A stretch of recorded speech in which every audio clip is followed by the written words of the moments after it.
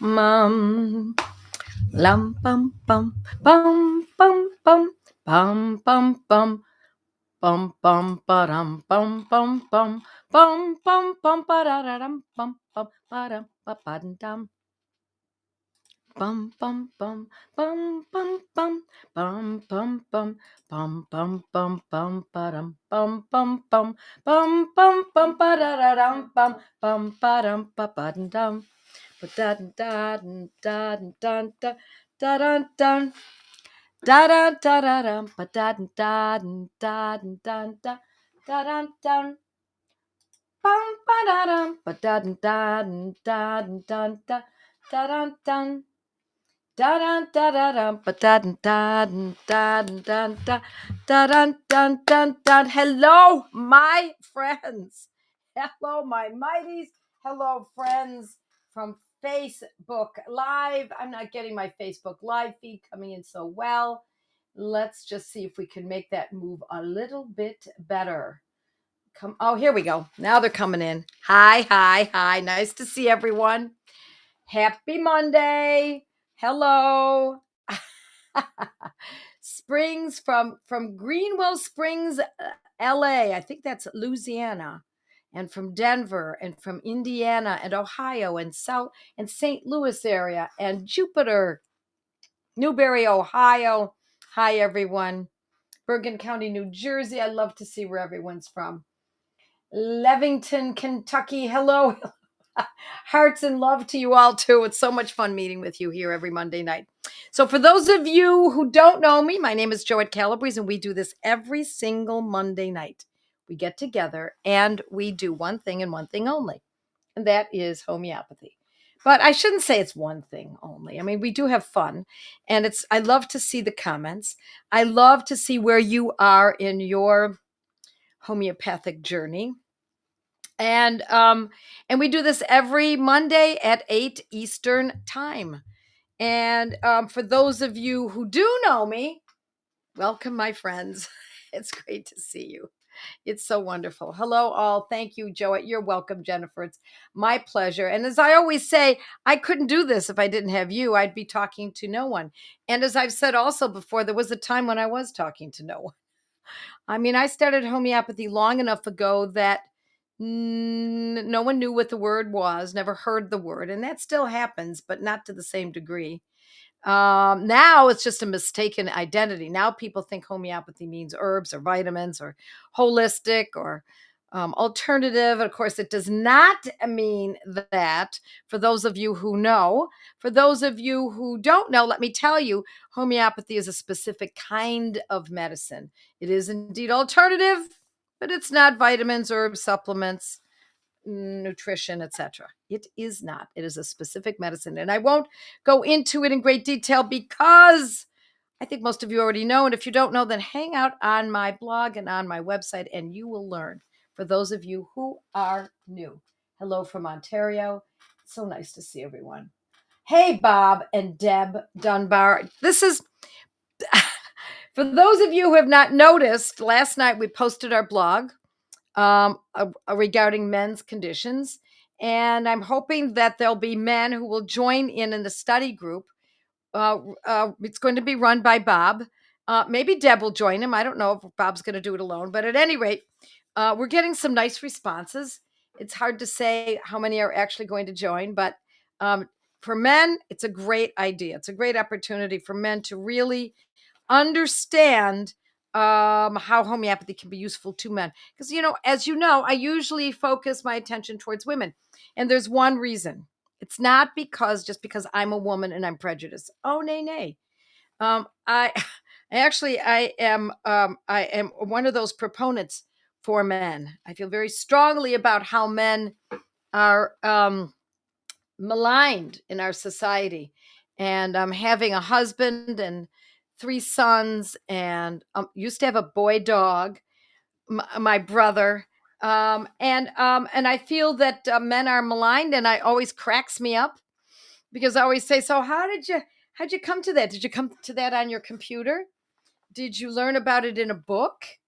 Did you did you learn about it in a building? Did you talk to someone about it over the phone? all things that were invented by men. And so I choose to direct my work towards women, not because I have a an inability to understand men, because I think I have a pretty good feel for it, but it's because women are, generally speaking, are the caretakers. They're the ones who are up at 2 in the morning, generally speaking, with this sick child. They're the ones who are picking up the child at school, to bring him home and take care of him. It's innate in women, and it is one of the greatest gifts that women can experience and give, as a matter of fact. And so we're also the ones who generally take care of the elderly parents, although my brother was amazing with my parents, amazing. So there are always those wonderful exceptions, but generally speaking, women are the caretakers. So I direct most everything towards women. Now tonight we're going to be talking about back pain, and back pain is pretty common for men, and I'll tell you why. I mean, I think you already know why, right? Um, Here we go. People are already talking about maybe joining the men's group. Just go to my blog from last night, joettecalabrese.com, and click on the blog. And if we don't have your email address, you would not have gotten it in your mailbox. But if you make sure we have your email address, you will get all my blogs every week, every Sunday night. So we're going to be talking about, my aching back. And so I want to talk to you about the kind of some of the causes, like, you don't know. I mean, I don't want to be one of those articles that goes through all the information, what it is, how it can happen, and all that. I don't want to go too far with that, because I know what you're really here for is you want to know what the remedies are, but I kind of have to do that in this particular circumstance, because back pain and aching back can have so many different causes. So it can be from an injury, if you're hit by a Zamboni. If you're hit by a Zamboni, you might get back pain. It might be acute. It might turn into chronic back pain. It could be arthritis. And where does arthritis come from? Well, they say inflammation. I think that's just a little too vague, but arthritis can come from autoimmune. It can also come from food intolerances. Yes, my friends, arthritis can come from food intolerances. It can come from a slip disc or prolapsed disc. That's more likely to happen from lifting something that's beyond your capacity, that wasn't perhaps 10 years ago, but it is now. It can come from spinal stenosis. I think spinal stenosis is generally overrated. And what I mean by that is most everybody gets spinal stenosis as they age, and they don't always have back pain. So I think that that's a little bit of a misleading statement. It can come from overexertion, or overuse. So it doesn't have to be something from overlifting. It can simply be from running too much, walking in different heels. I was at my cousin's funeral a couple months ago, and I wore heels for, I think it was something like 10 or 12 hours. It was a very long day, and my it didn't hurt my back, but it certainly killed my feet. But for other people, it might have bothered their back. Back pain can also come during or before menses. It can also come around pregnancy. But I also want to, and so there are different remedies for each of these, generally different remedies for each of these conditions. Sometimes we have remedies that bridge two conditions beautifully, and I'll tell you what they are in a little while. But I also want to tell you one other thing. And let me take a sip of my water, because I'm going to make a point.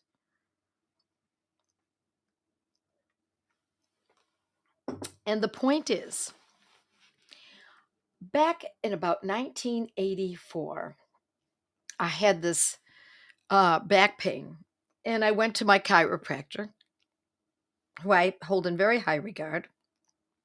I actually still see him. He's an old friend.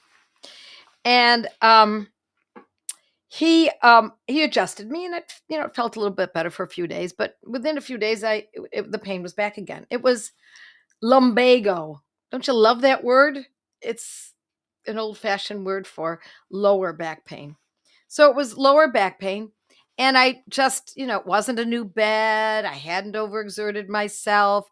I hadn't slept in a strange position or anything like that. I had no reason for it to have occurred. No, nothing that was obvious. And so I went back to him again and again and again and again and again. And it helped for a few days, and then it would unadjust itself, so to speak. And then right around that time, I said, "What is going on? Why do I have such back pain?" Well, the interesting part of all of this is that you know how you get newsletters and your emails every day, and health letters, and Joseph Mercola, who you should be signed up for. If you don't get Joseph Mercola, you want to go to his email or go to his site and sign up for his emails. Um, Instead of getting them through our emails, we would get them in the mail. And so something came in the mail, and it was a alternative health catalog and newsletter, because you've been involved in alternative for health for that long. And the first article was back pain question mark. Maybe you're not drinking enough water. What? Oh my goodness. You bet. I was not drinking enough water. In fact, I rarely drank water. I would drink tea. I would drink coffee. We were buying raw milk at the time. I would drink raw milk. Um, I would make my own bone stock and drink my soup, but I was not drinking water. And so I said, well, it's certainly worth a try. So I started to drink water. And that day I drank maybe half a gallon. And the next day, I had no back pain. And the next day after that, I still had no back pain. And I carried on drinking maybe a quart or two of water per day, and I never had the back pain again. all that, all that angst, discomfort, cost, etc., over something like that. So I'm not going to tell you that all back pain, obviously, is from dehydration, but I am going to tell you that no matter what the back pain is, regardless of the etiology, regardless of how it's presenting, the first thing to do is to drink your water. Now, let me mention, I'm not one of those people who believes you should drink a gallon of water a day. That doesn't make sense to me. It just doesn't make sense. I think it could be too taxing. It goes beyond the thirst button, and I think it's a little overkill. But if we can find our tipping point, what is the place where we feel the most comfortable drinking the right amount of water? Another indicator that you are not drinking enough water besides back pain could be also joint pain, and also increased hunger. Yes, my friends, increased hunger. If you're too hungry, in other words, you're hungrier than others around you, or it seems like, my gosh, I've eaten a lot today. It's probably, likely, not always, obviously, you haven't drunk enough water. And so I urge you to do that.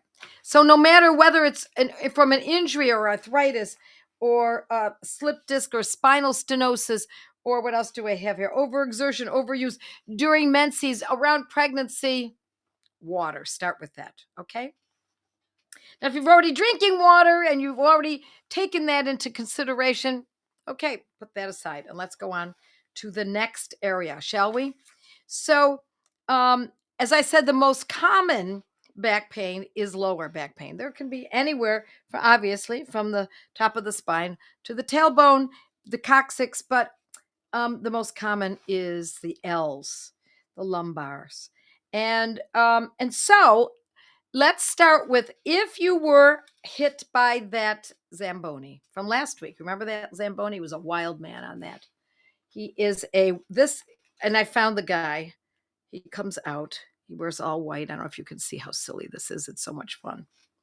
Um, and so, if you were hit by that Zamboni last week and your back is sore, now it doesn't mean you have to been hit. The back does not need to take the percussion. the concussion, the injury in order for your back to hurt, because it can simply be a reaction afterwards. So if you're getting back pain after an injury, the first remedy I think of is Arnica montana. And we talked about that last week. So I'm assuming now this is an acute condition, right? You didn't have back pain until this guy drove over you or against you. But it could turn into a chronic condition. It often can. So we're going to start with Arnica. I always start with Arnica 200 when it comes to something like this. How often would I use it? I would use it twice a day, more frequently if the injury was fresh, such as last week. But Arnica 200 is specific, generally specific for aching pain, bruised pain, a feeling like you're bruised. You don't have to be bruised, but it is a bruised pain. Okay. Does it mean that you must, when I give you these remedies tonight, it does not mean that you must choose only one. I'm sorry. I'm not classical. Let me make sure you understand that. I am not a classical homeopath. I am a practical homeopath. I use Banerjee protocols and I use other intelligent protocols. And so that means that I can use more than one medicine at a time. Isn't it fun? And so the next one that I want to talk about, especially for if that Zamboni hit and somebody and the person gets whiplash. Whiplash appears after the accident. So a lot of times people the next day after the accident, they call their insurance agent and he says, "Well, do you have any injuries?" And you say, "No, I'm all right. I'm a little shook up, but I'm all right." And then a week later, in sneaks the whiplash, torticollis. And torticollis or whiplash can come from, well, maybe there's a slight difference. Leanne, tell me, is there a difference between whiplash and torticollis? I think whiplash is simply the nomenclature uh, of the is common nomenclature. Okay, so in that case, we're going to use Rhus tox. Rhus, R-H-U-S, tox, T-O-X. I'm abbreviating. Rhus tox. And what I love about Rhus tox is you can get a stiff neck or a pain down the spine, and you can get that from sleeping in an uncomfortable or the wrong position. So this has happened to me a few times. Excuse me. My husband's driving. We're driving long distances. I fall asleep, and I fall asleep with my neck crooked or off, or the air conditioner is blowing against my neck, and I get torticollis, stiff neck. Whiplash is acceleration, deceleration injury. Okay, there we go. Accelerated. Yes, it's okay. Got it. So then that is not, obviously that's not whiplash, what I just described. That's just torticollis. That's a stiff neck. And Rhus tox is amazing for that. Now, I love Rhus tox. My favorite way to use Rhus tox, I've got a few different favorite ways, is to mix it with the next medicine I'm going to talk about, or to take it on its own in a 200. Now, if it's a really, really horrible, like excruciating, incapacitating condition, and it calls for Rhus tox, I personally use Rhus tox 1M. I don't use it often. It means I take it maybe once a day, and it generally for me gets rid of it in a day or two. Okay. Now, could you use arnica and Rhus tox simultaneously? Not at the same moment, at the same moment in the mouth, but in the same schedule, minutes apart, 10 minutes apart or so. Yes, you may. That's the way I see it. Okay, then third medicine we're going to consider for an aching back, for pain of the back, for many of these conditions is Symphytum, Symphytum, Symphytum 200. Now, long before I met the Banerjees, I always used Symphytum. Every homeopath knows to use Symphytum for joints, muscles, tendons, etc., bones. Um, but I used it mostly for bones, the periosteum, injuries to the bone, etc., etc. Doesn't have to be that. And it wasn't until I spent that time with the Banerjees that I saw them using it so frequently. Symphytum 200, and they often mixed it with Rus Tax 30. Mixed together. So you can either buy it that way if you're a student or a client of mine, you can buy it from OHM that way in that combination. Or you can buy Symphytum 200 and buy Roostox 30 and put them in the mouth simultaneously. Oh, yes.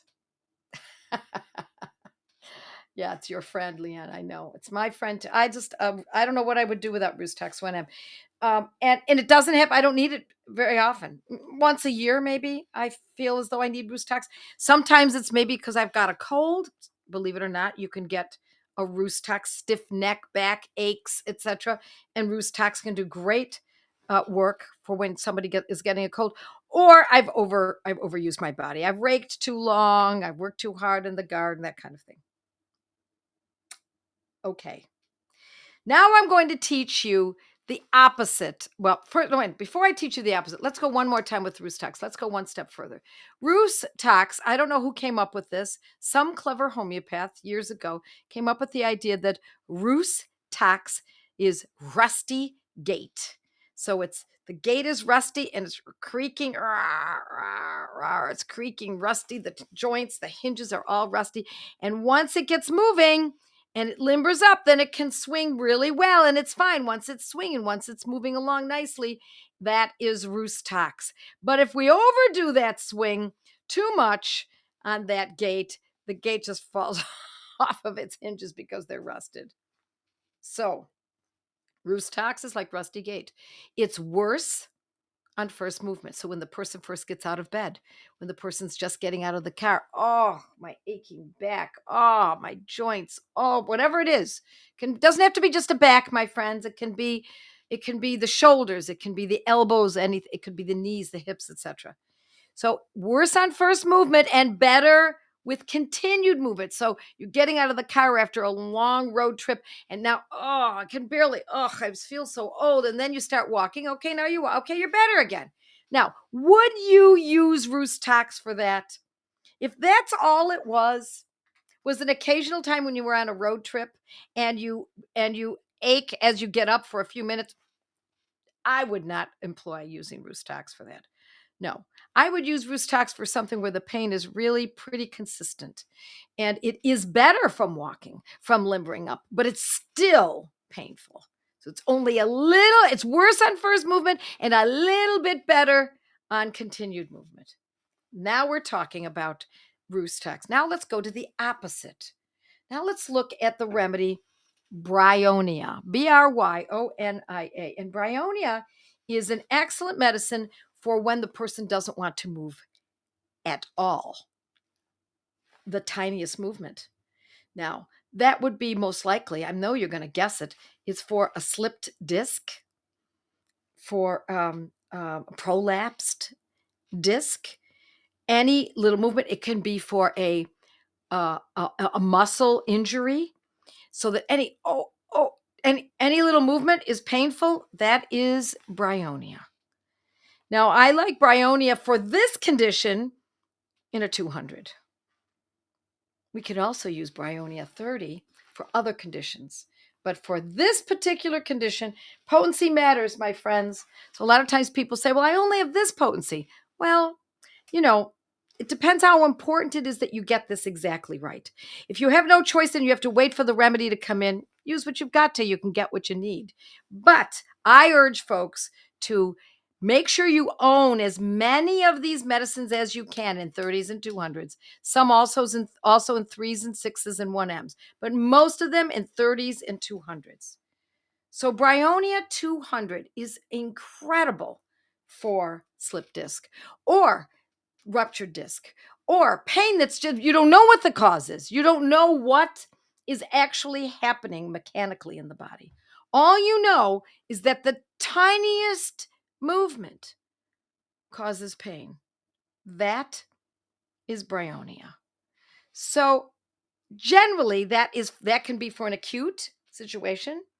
If the Zamboni hit you and you your back is you've got now some kind of back pain. You don't know if it's ruptured. You don't know that yet. You haven't gotten that far. You haven't gone for an MRI. You haven't done any of those things. All you know is that you're in excruciating pain if you just move the tiniest bit. That could be a fracture, could be all kinds of things. At this point, it doesn't matter. I mean, you're going to want to find out if it's fractured, obviously.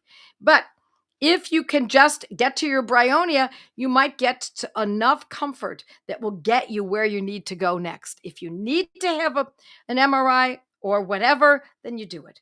If you don't need it because you've corrected it after the injury, then you're on your way. Okay. Harry says, Magfas. 4, spasms of muscles. Muscles. Love that. Like oysters. um, all right. Harry, I love you. I mean, Harry, I love you. So,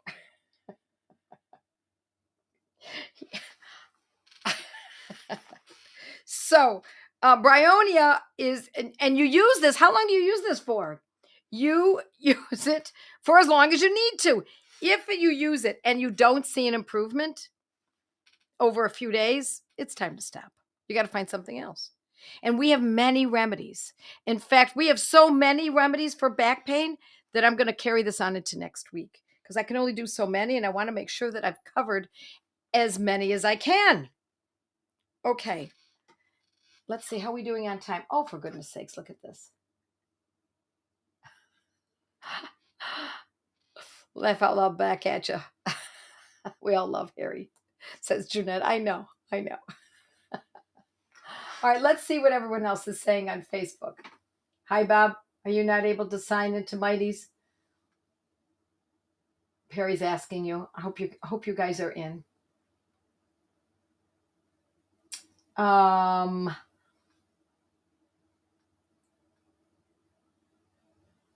I'm looking, and you know what? It's moving up so quickly that I can't.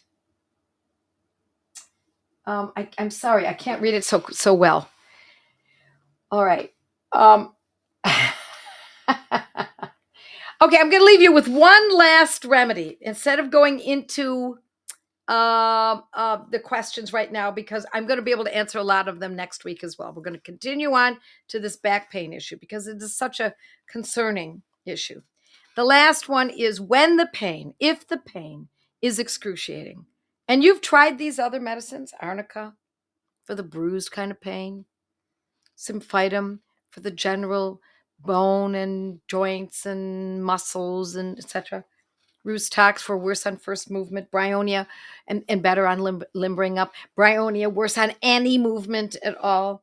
And for discs, I want you to remember, and you may use this in concomitantly, I want you to remember hypericum. Hypericum, Hypericum, Hypericum perf. I want you to remember this remedy for when pain is excruciating. If it's by excruciating, I mean it's a nerve pain or it's a shooting pain. It's indicated that it might have something to do with nerves. It doesn't have to be nerves because it can simply be used for any kind of extreme pain, especially in relationship to joints, bones, muscles, tendons, ligaments, etc., etc. Hypericum. And I like hypericum at a 200, but if the pain is absolutely over the top, I would use it 1M. And when we find that the medicines are acting, we back off and open up. We taper off their use.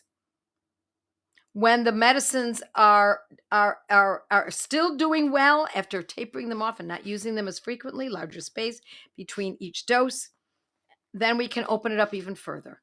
And we're always looking for that tipping point. At what point can we say that this medicine is acting and I don't and I don't need to repeat it as frequently as I did before? If the medicine is doing no good at all, stop. Don't use it.